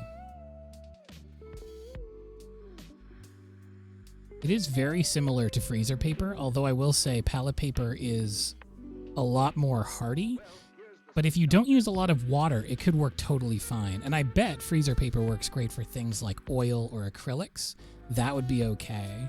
But I think it's just like constantly scrubbing into it with water, specifically with watercolor or gouache, that makes it a bit of a difficult prospect. It might also be cheaper, like palette paper, compared to freezer paper, but I'm not sure what the cost differential is there.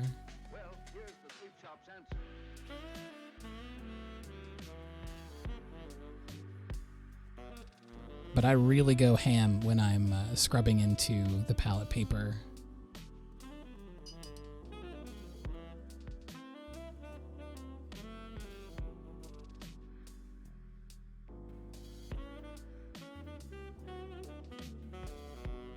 Take care, Evie. See you again.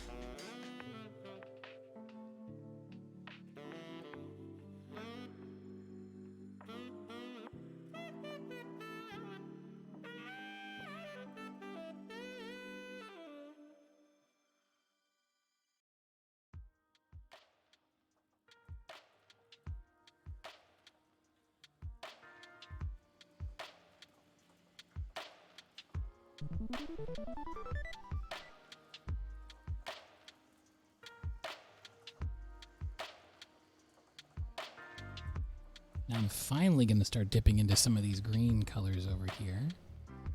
And get some of these yellows as well.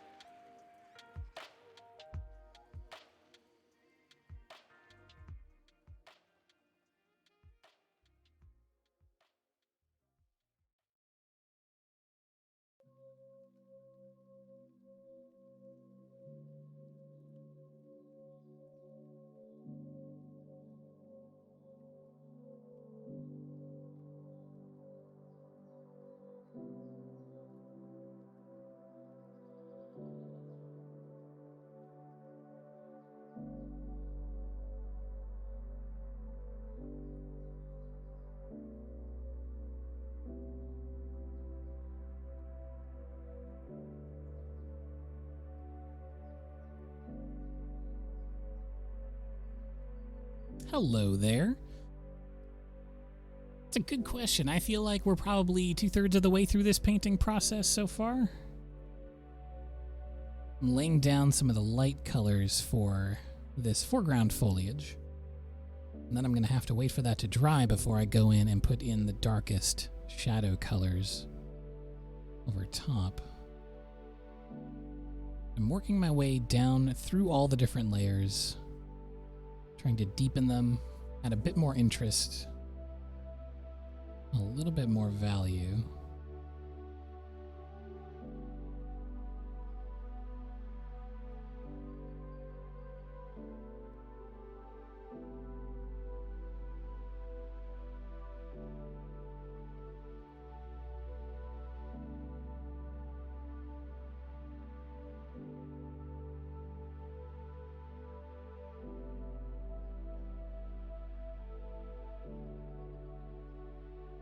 Thank you very much.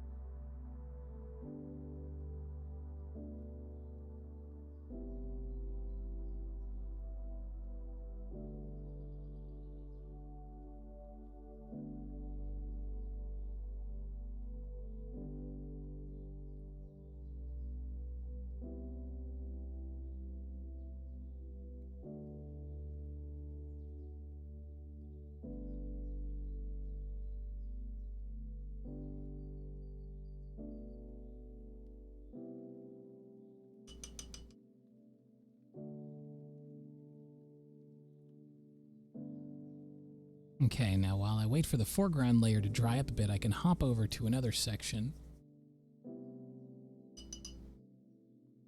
like the sky.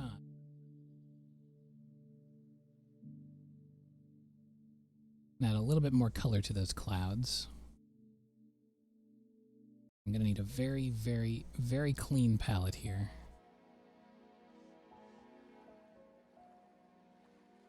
Clean brush as well, so I'm pretty much going all in on the clean water.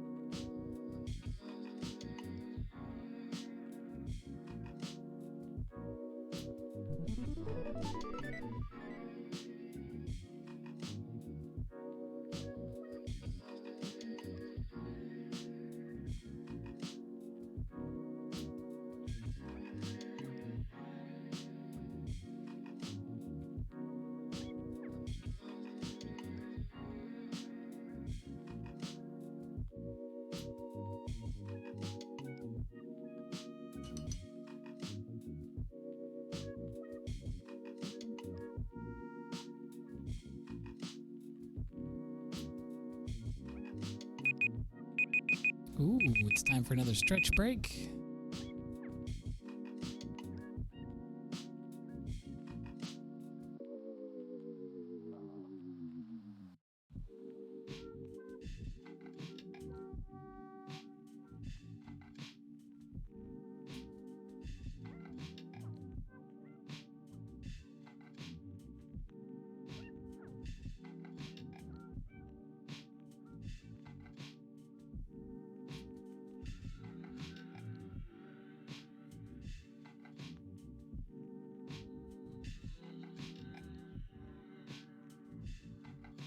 I am using jelly gouache, which is basically regular gouache, but with a slightly different consistency. Let me turn off my stretching so I can show you. But this is what it looks like. Comes in a big tin like this.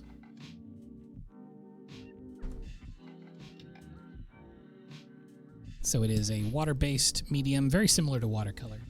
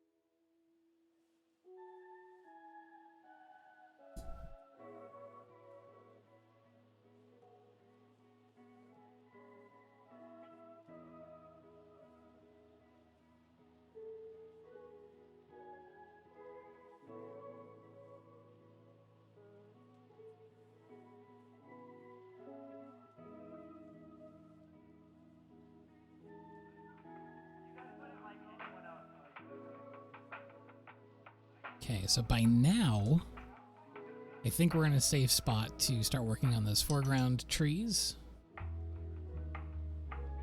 The palette looks really nice down in the mixing part, so I'm gonna actually move this top cam just so I can show you. Look at that. Isn't that pretty? Looks like some kind of fancy ice cream. I guess I could put the camera up here. You can see my mixing, because you don't really need to see the water container. So I'm going to mix into a lot of these really dark colors, and we're going all out now on the darkness.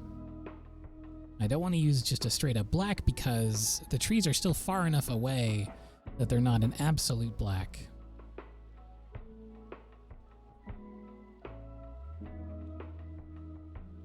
I'm going to mix them down to like a super dark purple.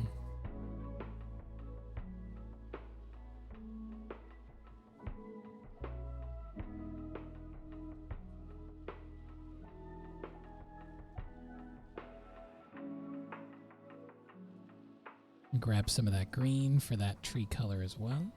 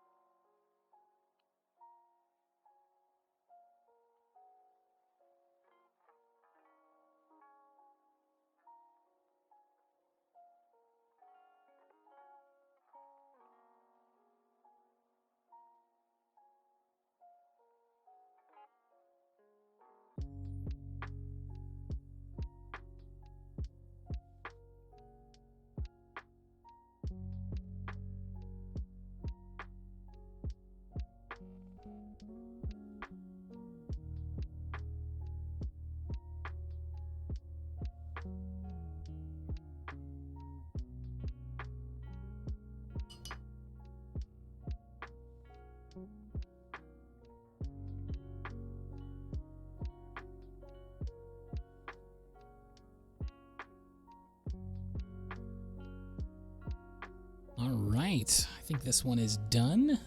I'm going to go ahead and take the tape off, and then I'm going to assign both of the pieces.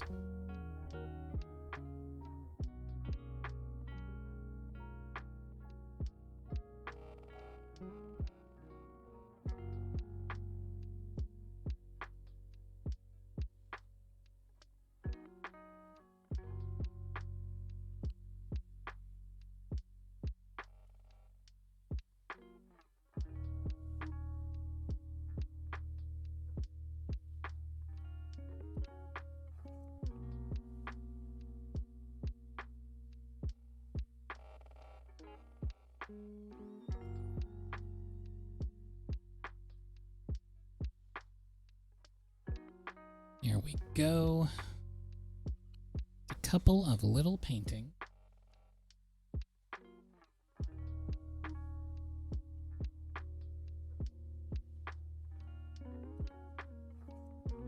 What is today's date? The 13th. Already.